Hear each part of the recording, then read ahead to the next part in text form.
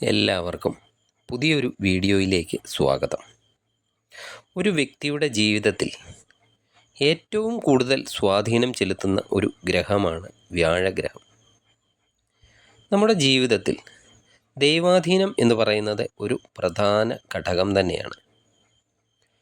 എന്ത് കാര്യം ചെയ്യുമ്പോഴും ദൈവാധീനമുണ്ടെങ്കിൽ അത് പരിപൂർണ വിജയത്തിൽ എത്തുന്നതാണ്. ധനം, സന്താനഗുണം, ഭാഗ്യം, ദൈവാധീനം, വിവിധ കാര്യങ്ങളിലുള്ള അനുഭവ യോഗങ്ങൾ ഇതൊക്കെ ജീവിതത്തിലുണ്ടെങ്കിൽ, അതുപോലെ ജീവിതത്തിൽ നമുക്ക് ലഭിക്കുന്ന അവസരങ്ങളൊക്കെ പരമാവധി പ്രയോജനപ്പെടുത്താൻ സാധിക്കുന്നു എങ്കിൽ മനസ്സിലാക്കിക്കോണം, വ്യാഴഗ്രഹം നമുക്ക് അനുകൂലമാണ് എന്ന്. നിങ്ങളുടെ ജാതകത്തിൽ മറ്റെല്ലാ ഗ്രഹങ്ങളും പ്രതികൂലം ആണെങ്കിലും വ്യാഴം മാത്രം അനുകൂല സ്ഥാനത്ത് ആണെങ്കിൽ ജീവിത വിജയം നേടാൻ സാധിക്കുന്നതാണ്. മറിച്ച് മറ്റെല്ലാ ഗ്രഹങ്ങളും വളരെ അനുകൂല സ്ഥിതിയിലും വ്യാഴം മാത്രം പ്രതികൂല സ്ഥിതിയിലും ആയാൽ അനുഭവ ഗുണം കുറയുന്നതും ആണ്. അതായത് നിങ്ങൾക്ക് സകല സൗഭാഗ്യങ്ങളും ഉണ്ടായാലും അത് അനുഭവിക്കാൻ ഒരു യോഗം ഇല്ലാതെ വരിക, ഇതൊക്കെ വ്യാഴത്തിൻ്റെ പ്രതികൂല സ്ഥിതി ആണ്. വ്യാഴത്തിന് അത്രയ്ക്ക് പ്രാധാന്യം ഉണ്ട് ജാതകത്തിൽ. വ്യാഴഗ്രഹം 2025 മെയ് മാസം 14 ഇപ്പോൾ നിൽക്കുന്ന ഇടവം രാശിയിൽ നിന്ന് രാശി മാറി മിഥുനം രാശിയിലേക്ക് വരികയാണ്. ഈ രാശിമാറ്റം മൂലം ഓരോ രാശിക്കാർക്കും പലവിധ ഗുണദോഷ ഫലങ്ങളാണ് ഉണ്ടാകുക. അത് എന്തൊക്കെയാണ് എന്നതിനെപ്പറ്റിയാണ് നമ്മൾ ഈ വീഡിയോയിലൂടെ പരിശോധിക്കാൻ പോകുന്നത്. ഇടവക്കൂറിൽ വരുന്ന കാർത്തികയുടെ അവസാനത്തെ മുക്കാൽ ഭാഗം, രോഹിണി, മകയിരത്തിൻ്റെ ആദ്യത്തെ പകുതി ഭാഗം വരുന്ന നക്ഷത്രക്കാർക്ക് ഇപ്പോൾ അവർക്ക് വ്യാഴം അവരുടെ ജന്മത്തിലാണ്. ജന്മവ്യാഴം അത്ര ഒരു അനുകൂലമായ അവസ്ഥയല്ല ഉണ്ടാക്കുന്നത്.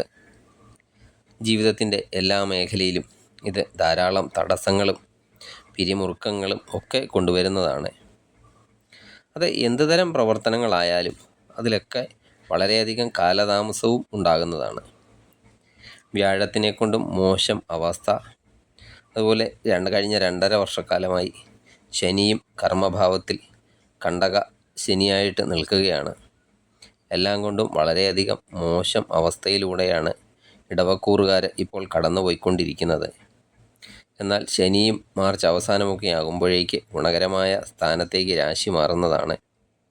അതുപോലെ മെയ് 14 വ്യാഴം 2ാം ഭാവത്തിലേക്കൊക്കെ വരുന്നതും ഇടവക്കൂറുകാർക്ക് ഇനി വരുന്ന നാളുകളിലൊക്കെ വളരെയധികം ഗുണകരമായ അവസ്ഥകൾ ജീവിതത്തിൽ കൊണ്ടുവരുന്നതാണ്.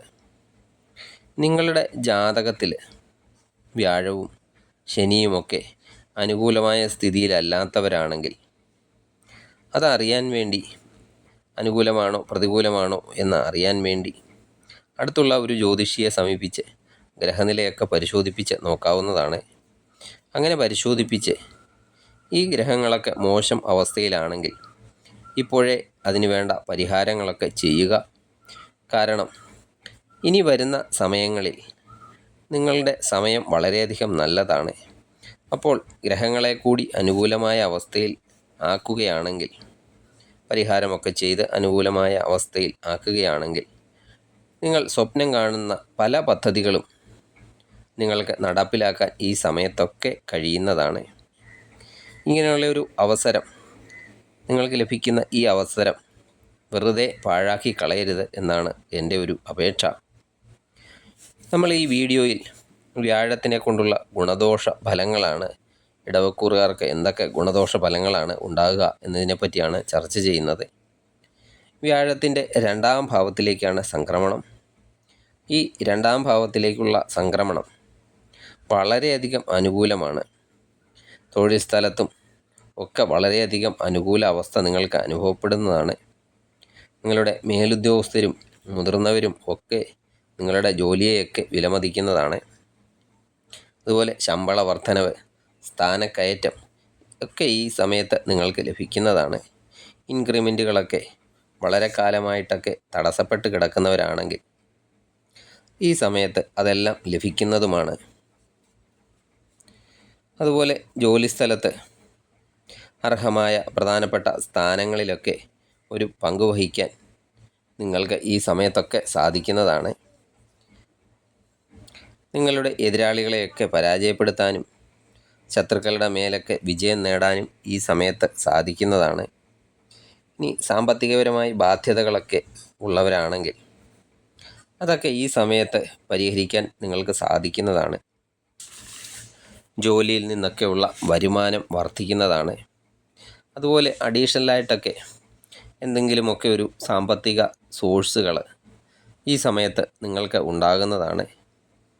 ഓഹരി വിപണിയിലൊക്കെ പ്രവർത്തിക്കുന്നവരാണെങ്കിൽ ഓഹരി വിപണിയിൽ നിന്നുമൊക്കെ ലാഭം കൂടുതൽ ഉണ്ടാകുന്നതാണ്.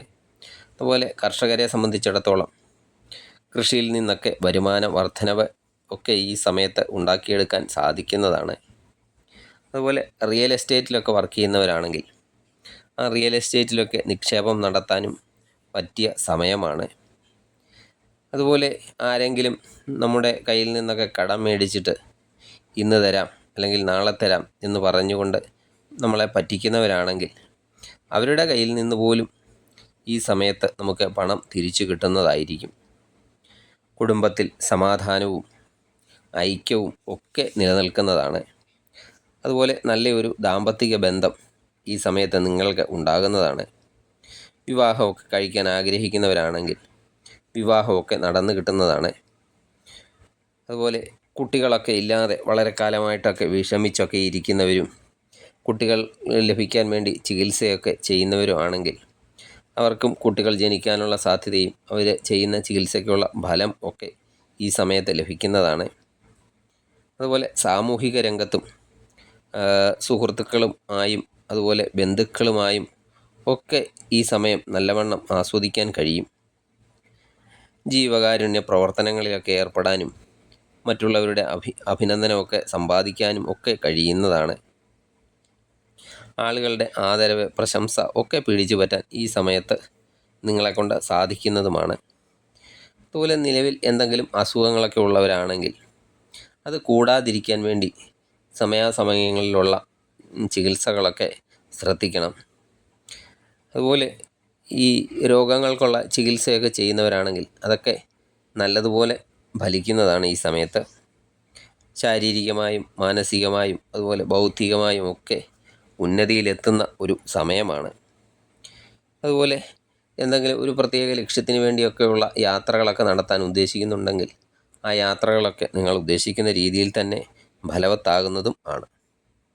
ഇത്രയൊക്കെ കാര്യങ്ങളാണ് ഈ വ്യാഴമാറ്റത്തിലൂടെ പ്രധാനമായും നിങ്ങൾക്ക് അനുഭവപ്പെടുന്നത്. ജാതകത്തിൽ വ്യാഴം സ്വക്ഷേത്ര ബലവാനായോ അല്ലെങ്കിൽ ഉച്ചക്ഷേത്രത്തിലോ ഒക്കെ ഇരിക്കുന്നവരാണെങ്കിൽ അവർക്ക് വളരെയധികം ഗുണപ്രദമായ ഒരു വർഷമായിരിക്കും ഇനി വരാൻ പോകുന്നത്. കൂടുതൽ ഗുണഫലങ്ങളൊക്കെ വ്യാഴത്തിനെ കൊണ്ട് ലഭിക്കാനും എന്തെങ്കിലും ദോഷഫലങ്ങളൊക്കെ ഉണ്ടെങ്കിൽ ജാതക സംബന്ധമായിട്ട് എന്തെങ്കിലും ദോഷവശങ്ങളൊക്കെ ഉണ്ടെങ്കിൽ അത് ബാധിക്കാതിരിക്കാനും വേണ്ടി വ്യാഴപ്രീതി വരുത്തുക. വ്യാഴപ്രീതിക്ക് ഏറ്റവും നല്ലത് ഗുരുകാരണവന്മാർക്കൊക്കെ ദക്ഷിണ, ദാനം എന്നിവയൊക്കെ നടത്തുന്നത് വളരെയധികം നല്ലതാണ്. അതുപോലെ തൊട്ടടുത്തുള്ള ക്ഷേത്രങ്ങളിലൊക്കെ സൗജന്യമായ എന്തെങ്കിലും സേവനങ്ങളൊക്കെ നൽകുക. സൽക്കർമ്മങ്ങളൊക്കെ ചെയ്യാൻ പറ്റുന്നത് പരമാവധി ചെയ്യുക. ഈശ്വര പ്രാർത്ഥനകൾ നടത്തുക. വ്യാഴാഴ്ച തോറും വിഷ്ണു ക്ഷേത്ര ദർശനം നടത്തി കഴിയുന്ന വഴിപാടുകളൊക്കെ ചെയ്യുന്നത് വളരെയധികം ഗുണകരമായി തീരുന്നതാണ്. നിങ്ങൾക്ക് ഈ വീഡിയോ ഇഷ്ടമായാൽ ലൈക്ക് ചെയ്യുക. സബ്സ്ക്രൈബ് ചെയ്യാതെ വീഡിയോ കാണുന്നവരാണെങ്കിൽ ദയവായി സബ്സ്ക്രൈബ് ചെയ്ത് വീഡിയോ കാണുക. മറ്റൊരു വീഡിയോയിലൂടെ വീണ്ടും കാണാം. നന്ദി, നമസ്കാരം.